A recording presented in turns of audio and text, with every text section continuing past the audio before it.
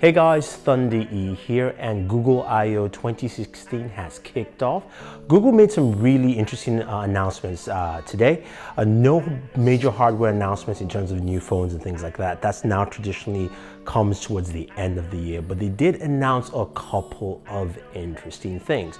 First off was Google Home. Now, Google Home is Google's answer to the Amazon Echo and powered by Alexa. So Google Home will be powered by Google Now, of course, and has the ability to play music. It's a small speaker system that plays music, but also is an Internet of Things device, which means it connects to, of course, the internet directly through Wi-Fi.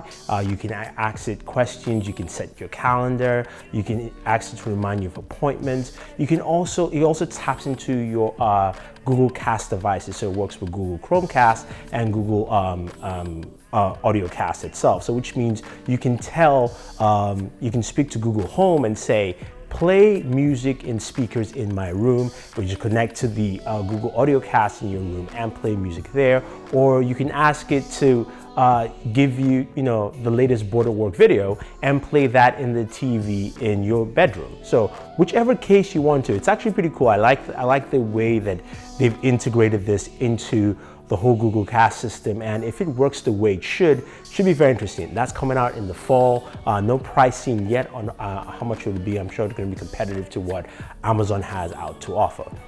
Now, the other big thing they announced is, of course, Google Assistant, but they showcased this with the new messaging app called Allo, A-L-L-O, which is quite interesting. Now, Allo itself is a new messenger app that has some really good encryption according to Google, and does a couple of things. Allows you to be more expressive in your conversations. So if you want to send a message and say, yeah, you can actually amp up the size of that yeah and make it look bigger, or you can go, yeah, if you're not too enthusiastic. So you can do things like that. But the way Google Assistant works with that is actually tied into the application itself. So a scenario that Google gave is you're having a conversation with a friend and your friend says, dinner tonight at 7 p.m. It gives you automated responses which you can select to say, no, I'm busy, or yes, I'm in. And if you say yes, I'm in, it'll actually pull up restaurant suggestions based on your location, and you can actually book that restaurant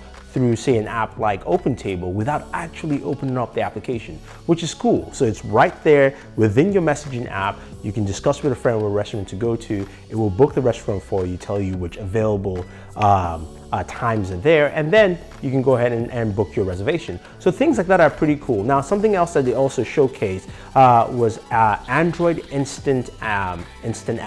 This is a way where they're trying to cut down the amount of applications you have on your smartphone and also not storing too many applications. So what this does is, say, for instance, you wanted to check out just BuzzFeed videos, which is something they showed. You can actually just go ahead and click on the link and it will take you straight to just the portal that plays more BuzzFeed videos. So it's really cool, interesting how they showcase that and how that applies. I'm not sure how that will apply with Google Assistant, but that is something that's new that they showcased there. Now, another big announcement was Google Daydream. Now, Daydream is basically Google's VR platform, which Google says a lot of companies are supporting: LG, Samsung, Huawei, the rest of them. Now, Google Daydream comes with a headset as well as a controller that looks kind of like a Wiimote controller. But what this does, it gives you a VR platform where you can basically put on your VR headset. It has a VR menu, a nice VR menu. A lot of also software providers are supported in it, HBO, Netflix, so you can have a basis for it, as well as YouTube and other Google-based applications for that. Now, we'll only work with Android N, so once Android N becomes available, that should also be available as well, and developers can go ahead and take advantage of that currently. In Android M, they also showcased a few things, talked about some of the improvements they've been making along the way, and why they decided to also release Android N beta way early in the process, so that they can actually make changes as it moves along. They should improve multitasking, which is great, where you can switch between your last two previous applications. So say, for instance, you open up the web browser and you're surfing Boored at work, and you wanted to text a friend something you saw, but you wanted to actually go back and look at that, that last text from your friend, you can just double tap the home, the multitask button, and that switches you straight to your last application.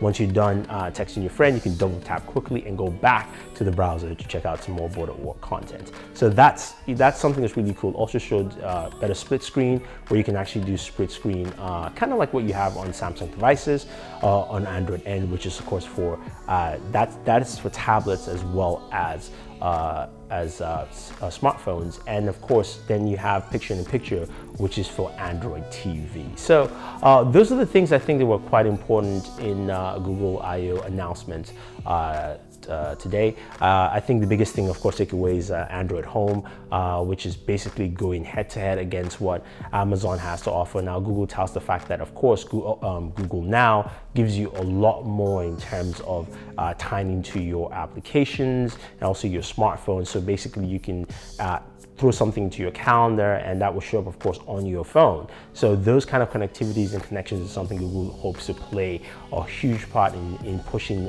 Google Home. And also they're talking about how it would connect to other Internet of Things devices. So you're looking at maybe Samsung TVs, as well as maybe lighting systems, Philips Hues and the rest of them out there, as well as the Cree light bulb. So that's it, guys. If you have any questions or any comments, is there anything that excited you from Google I/O today? For me, I have to say it's actually the Allo application, as well as Google Assistant, how that works and plays together. So anyway, I want to hear your thoughts. Leave them down below. Otherwise, guys, if this is the first time watching this channel, definitely hit the subscribe button. We have a lot of videos like this for you. Don't forget to subscribe, like, and share this video, and always enjoy.